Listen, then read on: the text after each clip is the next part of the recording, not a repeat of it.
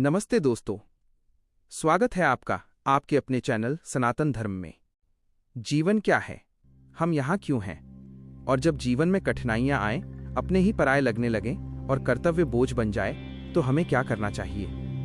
हजारों साल पहले कुरुक्षेत्र की रणभूमि में एक योद्धा के मन में भी यही सवाल उठे थे और उन सवालों का जवाब स्वयं भगवान श्री कृष्ण ने दिया था। उस संवाद को हम और आप श्रीमद् भगवत गीता के नाम से जानते हैं। आज के इस वीडियो में हम गीता के 700 श्लोकों का निचोड़ और उसका असली सारांश बहुत ही सरल भाषा में समझेंगे। यह वीडियो आपके जीवन को देखने का नजरिया बदल सकता है, तो अंत तक हमारे साथ बने रहें। कहानी शुरू होती है कुरुक्षेत्र के युद्ध से। पांडव और कौरव आमने सामने हैं। अर्जुन, जो दुनिया का सर्वश्रेष्ठ धनुर्धर है, अपने सारथी श्री कृष्ण से रथ को दोनों सेनाओं के बीच ले जाने को कहता है। जैसे ही अर्जुन अपने सामने भीष्म पितामह, गुरु द्रोणाचार्य और अपने ही भाइयों को देखता है, उसका शरीर कांपने लगता है। वो कहता है, हे केशव, मैं अपनों को मारकर राज्य नहीं चाहता, मुझे विजय नहीं चाहिए। मैं भिक्षा मांग लूंगा लेकिन युद्ध नहीं करूंगा। दोस्तों, ये सिर्फ अर्जुन की स्थिति नहीं है, ये हम सबकी कहानी है। जब हमें कोई कठिन फैसला लेना होता है, हम भी डरते हैं, हम भी भागना चाहते हैं। यहीं से गीता का ज्ञान शुरू होता है। जब अर्जुन रोने लगता है तो श्री कृष्ण उसे डांटते नहीं, बल्कि उसे सत्य का आईना दिखाते हैं। गीता का पहला और सबसे बड़ा पाठ है अपनी पहचान को जानना। भगवान कहते हैं, इस आत्मा को न शस्त्र काट सकते हैं, न आग जला सकती है, न पानी भिगो सकता है और न हवा सुखा सकती है।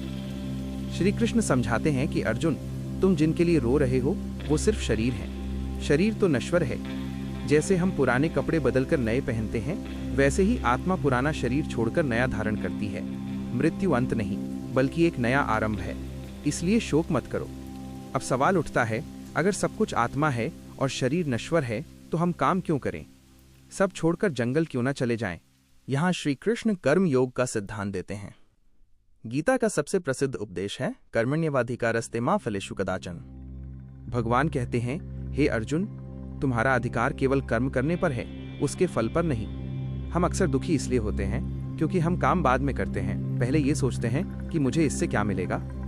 श्री कृष्ण कहते हैं कि फल की चिंता छोड़ो और वर्तमान में अपने कर्तव्य पर ध्यान दो। जब तुम फल की इच्छा त्याग देते हो, तभी तुम सही मायने में योग में होते हो। इसे ही निष्काम कर्म कहते हैं। गीता के बीच में अर्जुन भगवान से उनका असली रूप देखने की प्रार्थना करता है। तब श्री कृष्ण अपना विराट रूप दिखाते हैं। वो बताते हैं कि मैं ही सब कुछ हूँ, मैं ही सृजन हूँ, मैं ही विनाश हूँ। ये संसार मुझसे ही निकला है और मुझ में ही लीन हो जाएगा। यह दृश्य अर्जुन का अहंकार तोड़ देता है। उसे समझ आ जाता है कि वो तो केवल एक निमित्त है, करने वाला और कराने वाला तो स्वयं ईश्वर है। जब हम ये समझ लेते हैं कि हमारे जीवन की डोर ईश्वर के हाथ में है, तो हमारा सारा अहंकार और डर खत्म हो जाता है। ज्ञान और कर्म के बाद गीता का सबसे मीठा हिस्सा आता है भक्ति योग। भगवान कहते हैं कि अगर तुम कठिन तपस्या नहीं कर सकते, वेदों को नहीं पढ़ सकते, तो कोई बात नहीं, बस मेरी शरण में आ जाओ। सर्वधर्मान परित्यज्य मामेकम शरणम व्रज। इसका अर्थ है, सब धर्मों और चिंताओं को छोड़कर केवल मेरी शरण में आओ, मैं तुम्हें सब पापों से मुक्त कर दूंगा, डरो मत। श्री कृष्ण कहते हैं कि जो भक्त मुझे पत्र, पुष्प, फल या जल जो भी प्रेम से अर्पण करता है, मैं उसे स्वीकार करता हूँ। भगवान को आपकी दौलत नहीं, आपका भाव चाहिए। तो दोस्तों, कुरुक्षेत्र के अंत में अर्जुन अपना गांडीव धनुष उठाता है। उसका मोह भंग हो चुका है। वह कहता है, हे कृष्ण, मैं वही करूंगा जो आप कहेंगे।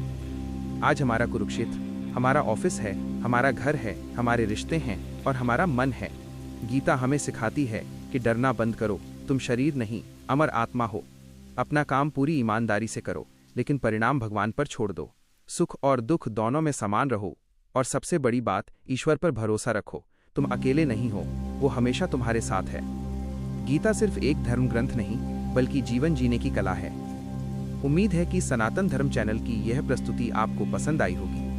अगर आप चाहते हैं कि हम गीता के हर अध्याय पर विस्तार से वीडियो बनाएं, तो कमेंट में जय श्री कृष्ण जरूर लिखें। इस वीडियो को अपने परिवार और दोस्तों के साथ शेयर करें, ताकि गीता का ये अनमोल ज्ञान सब तक पहुंच सके। लाइक बटन दबाएं और हमारे चैनल सनातन धर्म को सब्सक्राइब करना न भूलें।